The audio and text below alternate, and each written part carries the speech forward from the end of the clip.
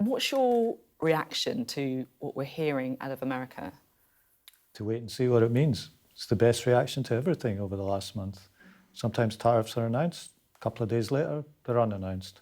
The sensible thing to do is to digest this, to speak to the Americans properly. That's what we'll do. I mean, there's an awful lot to digest. He's talking there that VAT, in his eyes, should be treated as a tariff. Now, I mean, like, you know what, you don't need me to tell you that, 20% of tariffs on British exports to the US, that would knock 0.4% off growth. That would be a £24 billion cost. I mean, forget the growth that we've seen today. That would wipe that out in a second. This and that consequence, the answer remains the same. The most sensible thing to do with all of these announcements is to digest them, see if they actually come to pass, and then decide what you do. That's not actually true, though, is it? Come on. The most sensible thing to do is to work out an action plan of how you would cope with it. That is basically your job in the Cabinet Office, right? You're the kind of Mr. Fix-It of the government. So don't tell me you're just going to be sitting there and digesting it. You're going to be going back saying, oh, right, if he does this, what on earth is our plan? That's the truth, isn't it? Well, of course you'd do that. Of course you'd do that. And you have to decide whether this is going to apply to all countries the same. Is it goods? Is it services? What does it apply to? There's a lot of unanswered questions about it, and that's the proper way to think it through. I mean, look, and I do take your point that these things are sometimes kind of shifting stands when it comes to Donald Trump. Things can change quite quickly. But he has said tonight that there'll be no exemptions, which is what we were hoping for, wasn't it? We were hoping to be treated differently because we had a better trade balance with the US. I mean, that's kind of gone up in smoke, hasn't it? Well, let's wait and see. Honestly, it's the right response. We took a decision to give you, a more broad answer to this, that we wouldn't breathlessly chase every headline that was coming out over the last month. I think that's been the right decision. I think it's in the national interest that we do that. I think it's in the national interest that we keep a good dialogue, both in public and in private channels, with the new administration in the United States, that we don't overreact to every announcement. That's been the right thing to do for the last month, and I think it will be the right thing to do going onward. What your viewers should know is that we'll always stand up for British interests. We'll always act in the British national interest. As an open trading economy, we want a good trading relationship, both with the United States, also with Europe, also with China, around the world. That's in our national interest to have that, and that's what will guide our policy. There'll be an awful lot of people tonight who probably feel, quite broke. The last few years has been tough, and they'll be worried about what a 20% tariff imposed by the United States could do to the British economy. I understand if you don't want to tell me the plan, but just tell me you've got a plan in the circumstances. Well, our plan is to make sure we have a good trading relationship with the United States, with Europe, with China, with everywhere that we need a good trading relationship, because that's what's in the national interest. What we won't do, which some of our opponents are encouraging us to do, is to say, we're not going to talk to you, we're not going to talk to you, we're only going to talk to one person in the world. That's not in the national interest, precisely because we are an open trading nation. Are you prepared to retaliate if Donald Trump imposes tariffs on the UK? Well, I think that's premature. We'll always... Well, it's not premature. Come on, this is premature. He's out talking about it tonight. I'm not just making these questions up from anything. I'm quoting what the United States President said. And how mature would it be for me to walk into a studio 5 minutes after some announcements and say, yeah, we're going to retaliate? That's not the way you make policy. We'll always stand up for the national interest. It's a government's duty to do that. But the best thing in the national interest is to maintain a good trading relationship with everybody that we need to maintain that with right across the world. Yeah, that's what's in Britain's national interest. I'm interested in you sort of emphasising everyone around the world, because there are some who think now is a time to be hugging Europe tighter. Do you agree with that? I think it's important we have a good trading relationship with Europe. That remains, in collective terms, our biggest and most important trading relationship, even some years after Brexit. The United States relationship is also really important to us.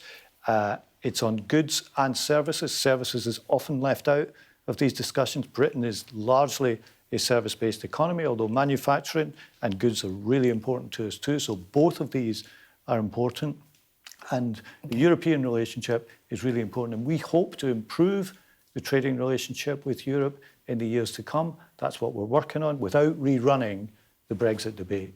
Donald Trump says that Europe needs to step up, particularly on defence, defending Ukraine, but also, frankly, on defending themselves. He's saying that they can't rely on America to do it anymore, that they should be spending 5% of GDP on defence. Do you think he's got a point that European nations do need to step up when it comes to defence? I think for some nations, yes. I mean, the United States doesn't spend 5% on defence, by the way. But for some European nations, that's true. Britain traditionally has had a higher defence budget as a proportion of our economy than many other NATO members. We've been above the 2% current threshold for some time. The only time we reached 2.5% was under the last Labour government. We are producing a defence review shortly with a path towards going back to that. So Europe does have to step up and pay for its defence. But the defence relationship with the United States will also remain really important. And again, that's in the UK national interest. He's been thrashing out a deal with Putin to end the war in Ukraine, an hour and a half on the phone, putting some meetings in the diary as well. Zelensky has said tonight that, firstly, he wouldn't accept any deal struck without their involvement. And he's also been making the point, where is Europe in all this? I mean, has he got a point? Why is this being struck by the US and Russia? Well, it's not a surprise that the new administration, the new president, was going to make a move on Europe. Remember, he got elected saying that he'd solve the Ukraine war on day one. So I don't think the move was a surprise, but it's really important for us as a big ally of Ukraine, as somebody who's supplied Ukraine with a lot of support in recent years, with the British public supporting to say that Ukraine should be at the table and part of the discussion. Even the Russians have said that today. That is really important because, remember, they're still fighting. There are still Ukrainian soldiers dying. 3 years on, people thought they didn't have a chance. What they've achieved in 3 years has been absolutely incredible. I've just been told in my ear, which really does, I guess, show the live nature of this programme and this interview as well, that Donald Trump has said that he trusts Vladimir Putin and that he believes that he wants peace. Do you trust Vladimir Putin? Look, I think the Russian invasion of Ukraine was an appalling act of aggression. That's why we supported Ukraine. It's been a bipartisan support between us and the Tories. The question is, do you trust Vladimir Putin?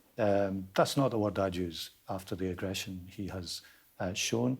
And I want Ukraine to be part of the discussion about its own future. That's the least they deserve after fighting so bravely against Russian aggression in the past few years. Donald Trump also said recently that, or yesterday it was, recently, it feels like a week ago, but it was yesterday, that Ukraine won't be a member of NATO, that the US won't be involved in peacekeeping forces in Ukraine. Will the UK be part of that peacekeeping force in Ukraine if it's necessary? Well, one quote is Ukraine won't be part of NATO. The next day's quote is nothing is off the table. That's precisely why it's important not to react to every quote. In terms of any talks, I don't want to preempt the outcome. The key point for me, for the UK government, is that Ukraine has a proper say in talks about its own future. And I think it's important to remember they have to be party to an agreement because their soldiers are still fighting, their soldiers are still dying, and we, the UK, are still supporting them precisely because we wanted Ukraine to be in a position of maximum strength when this moment of talks came about, as it was going to at some point. So if you're saying that, I'm asking the question because there has been suggestion, including by Keir Starmer, to our political editor, that we would play a full role in peacekeeping talks. And I do feel that some people might find that quite nerve-wracking, I guess, or scary. Because, if you have a situation where Article 5 doesn't apply, which is what Trump's defence secretary has said, that you're not backed by NATO, that the US isn't backing those peacekeeping forces as well, then we're an awful lot close to a confrontation with Russia, aren't we? Well, the other thing President Trump has talked about is peace through strength. And Putin will respect strength. And I think we should remember that in these talks. What's going to be seen as strength and what's going to be seen as weakness. And it's really important that there is peace through strength. And that's why it's important that Ukraine is in as strong a position as possible when it comes to whatever talks are about its future. Throughout the interview, I think it's been pretty clear that you're saying, look, wait and see. Donald Trump says one thing, then he says another thing. Do you sort of trust what Donald Trump is saying? Look, we want a good relationship with the new US president. I think we've started off on the right footing. I think not reacting to every quote and every interview overnight has been the right thing to do. I think that's the responsible thing to do. And I think that's probably the best way to have a good relationship with this new administration, rather than British politics being nothing more than a commentary on whatever news has come out of the United States in the last couple of hours, or in this case, the last couple of minutes. Or as during the interview as well. Do you think that's a lesson for the media as well? Do you think we should stop hanging on to every word he says? Well, that's a decision for you. OK, thank you very much indeed. Pat McFadden speaking to us there.